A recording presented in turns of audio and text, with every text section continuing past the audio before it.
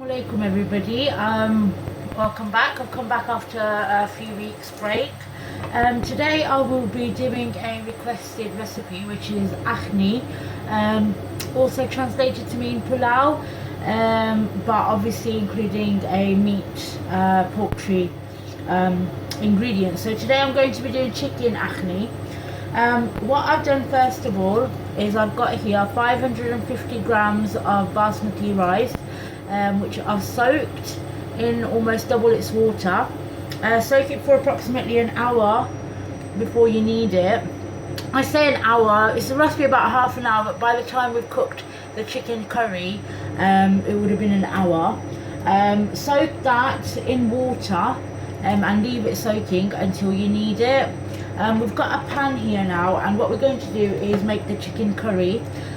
So I'm just going to put a couple of tablespoons of oil in there. You don't need much.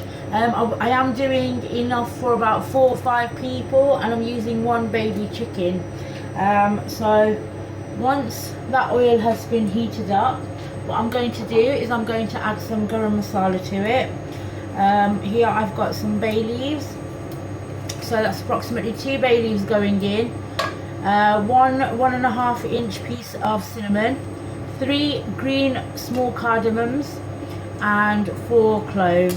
I will be putting more garam masala in when I fry the rice, but at the moment just allow that to infuse the oil, and then add in your minced garlic and ginger.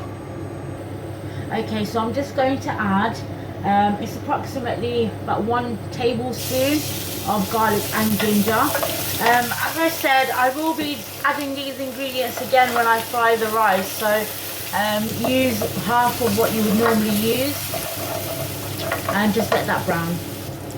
Okay, now once that garlic and ginger has browned, add to it about 1.5 chopped onions, and then salt to taste, and then let that fry until they've gone golden brown. Now remember, with the salt, you are going to be adding it to the rice as well, so just add less here, or if you want, add all of the salt here and then none when you fry the rice. Okay, so the onions have been cooking away for now, it's been about 7 minutes. As always, remember to have a kettle of boiling water to hand, just in case you need water when the onions, or even if the spices are sticking to the bottom of the pan. What we're going to do now is we're going to add spices to the onions, and then let that cook for about 5-10 minutes before adding the chicken. Okay, now so akhni actually doesn't include chili in the spices because it's not actually a spicy dish. It's quite mild and quite yellow in colour.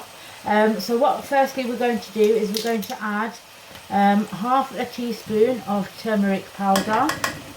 We're going to add half a teaspoon of cumin powder. We're going to add half a teaspoon of dhania powder, and I'm going to add 1 teaspoon of, I've got here Raja hot madras powder. That's it, and we're just going to give that a stir. As you can see, this doesn't have very many spices at all. If you do want a bit more spice, or what I normally do is I add chilies towards the end to the actual akhni, and then that gives a fragrance of green chilies but doesn't actually have quite the spice.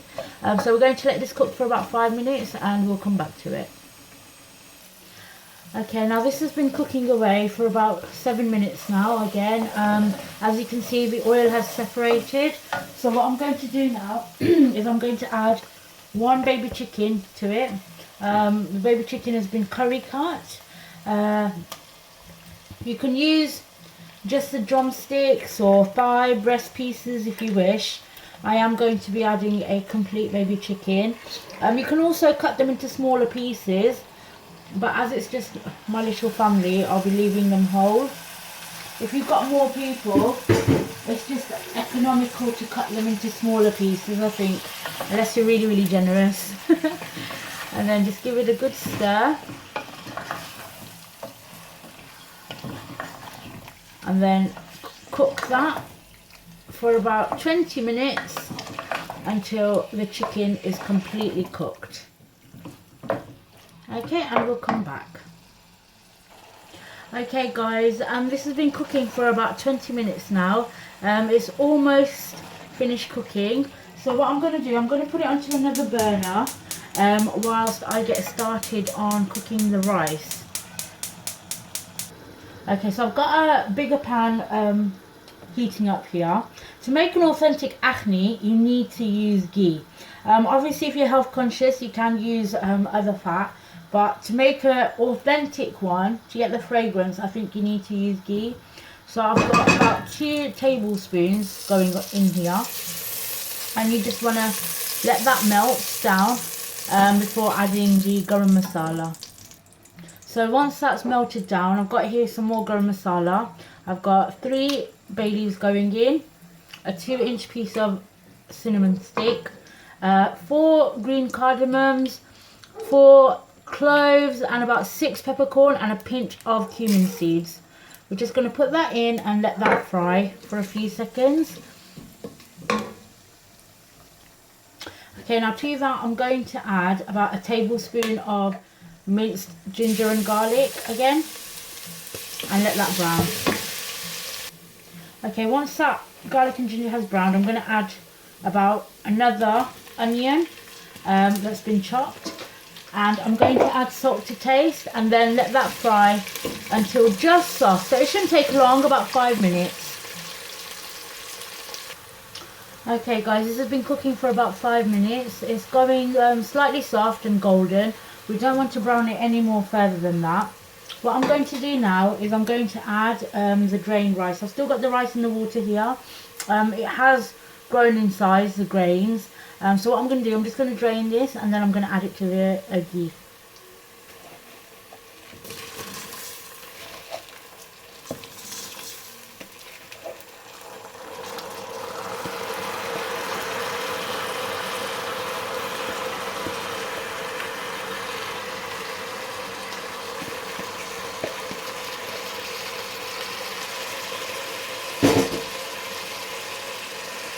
And then once you've added that, give it a good stir.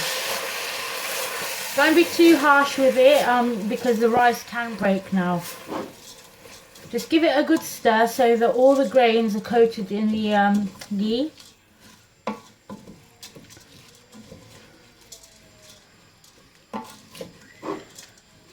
And just let that fry for a couple of minutes. Frying that now. I love the smell of rice frying in the ghee.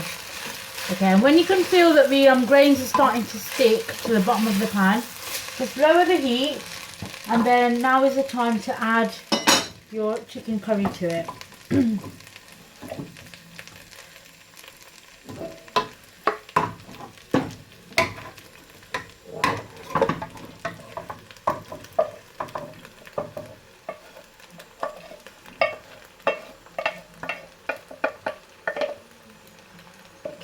Don't wash the pan away yet. What we're going to do is we're going to get all the residual curry mix off with the water that we're going to add to this. So just give this a good stir as well to evenly distribute the curry throughout the rice.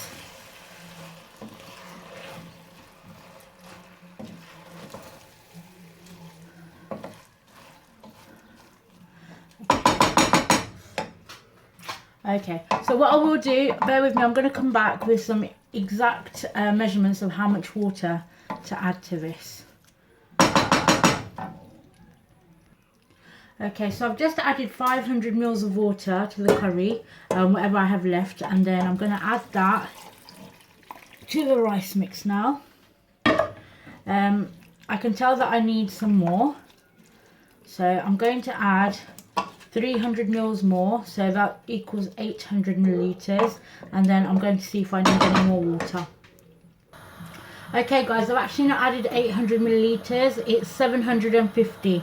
So I've got 750 milliliters of boiling hot water to 550 grams of basmati rice.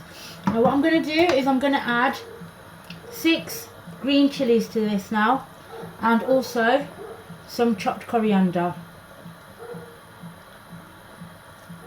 And then what I'm going to cover, what I'm going to do now is I'm going to cover it in foil and then give dum. Dum basically means in Southeast Asia they add they make a dough from plain flour and they add it around the rim of the saucepan and then put the lid on, and what that does is it stops any steam from escaping and essentially cooks everything within the pan itself. So what I'm going to do, I'm going to cover this with foil here and then place the lid on top. I'm going to give it a quick blast for about 2 minutes, and then I'm going to reduce the flame completely. I'm actually going to put it onto a smaller burner and then let that cook for about 5-10 minutes. It actually doesn't take too long at all. And then what we'll do is we'll open it after about 10 minutes and I will show you what it looks like. Okay, so this is what I do with the foil. Just put it over, cover with the lid, and then getting a cloth, just fold over like that so that the steam doesn't escape.